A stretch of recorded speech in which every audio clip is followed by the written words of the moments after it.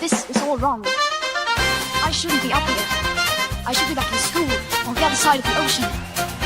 Yet you all come to us young people for hope. How dare you! Boring. Boring. Boring. Okay, you gotta do it. Don't tell us what we're gonna feel. We're trying to solve a problem. Don't tell us what we're gonna feel. I'm not telling you. Because you're in no position to dictate that. That's exactly what you're doing. You're in no position to dictate what we're gonna feel.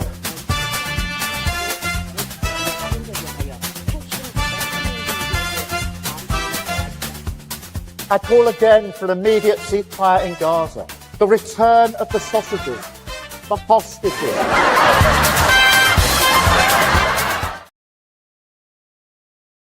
Greetings, one and all. I want to complain. I want to complain about the BBC. But before that, please do like and subscribe to Unprecedented TV, the place that tries to bring you the facts and our opinions. But now the twain shall meet. If my point of view, I'll tell you so.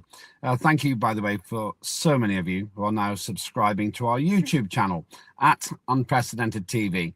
And do please enjoy the archive, which has got hundreds and hundreds of programs, most of which haven't passed their shelf life yet. Now, let me complain. This is a personal, short, sharp appeal for common sense. It turns out that the BBC is now claiming that Donald Trump is terrible, or at least it's implying that Donald Trump is terrible for pulling out of a climate accord.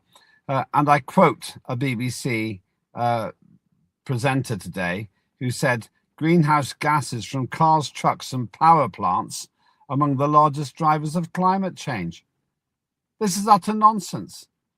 Cars, trucks and power plants amongst the largest drivers of climate change. Now, let's think about this. It was the BBC that told us a few years ago that there could be a 2-year drought because of climate change. A few days ago, I heard the BBC saying that there's going to be a lot of flooding because of climate change. We've had exceptional snow in many parts of the world. That's because of climate change. And we've had warming because of climate change. It's all about climate change. And now they claim that human beings who drive cars and trucks and power plants, in other words, power stations, are driving all of this climate change. That's complete rubbish. 97% of all the carbon dioxide emitted every year is natural. If human beings vanished tomorrow, that would reduce carbon dioxide emissions by 3%. Secondly, carbon dioxide represents 0.04% of the atmosphere. So if you had 1 million atoms of atmosphere, 400 of them or so would be carbon dioxide. It's a tiny amount. Thirdly, carbon dioxide has got a slightly beneficial effect. It slightly warms the climate, and that's helpful for the atmosphere.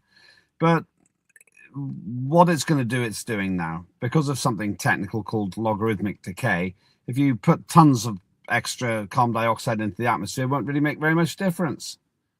Put all that together, and what we've got here is a hoax. It's a climate cult. It's rubbish. It's nonsense. As far as I'm concerned, it's the most damaging phenomenon in terms of political campaigning in the world right now, and it's costing trillions of pounds every single year. So Donald Trump's pulled out of this, and Barack Obama, the questionable ex-president of America, says that climate warming gases are bad for your health. How? How does carbon dioxide and the minuscule content that it provides, how does that do you harm? It doesn't, my friends. Carbon dioxide is the gas of life. It's actually what plants eat. So as a result of that, if you get rid of carbon dioxide, you pretty much kill not just plant life, but us too. I put it to you that the mainstream media is telling lies. Cars, trucks and power plants aren't the main drivers of climate. The sun is. Furthermore, if we actually reduce carbon dioxide, if we stop producing any carbon dioxide as a species, the atmosphere will barely notice. So my appeal now to the mainstream media, and I will follow this up with a letter to the BBC, is this: show us the evidence or shut up. At this point, I'm sorry to say, the climate is perfectly well, but those idiotic countries stupid enough to try to reduce their carbon dioxide emissions are handing the keys to the global economy to others. As far as I'm concerned, now is the time for us to call time on this climate rubbish.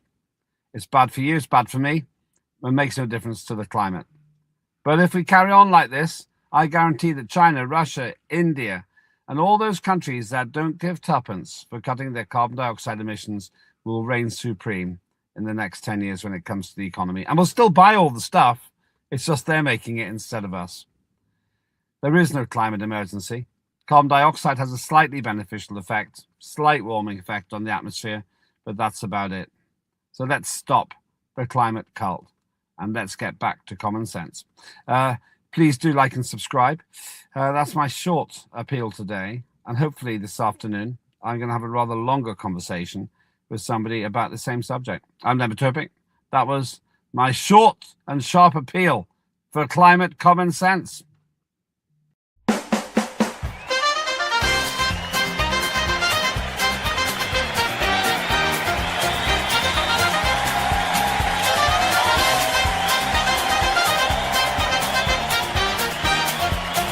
Immediate ceasefire in Gaza.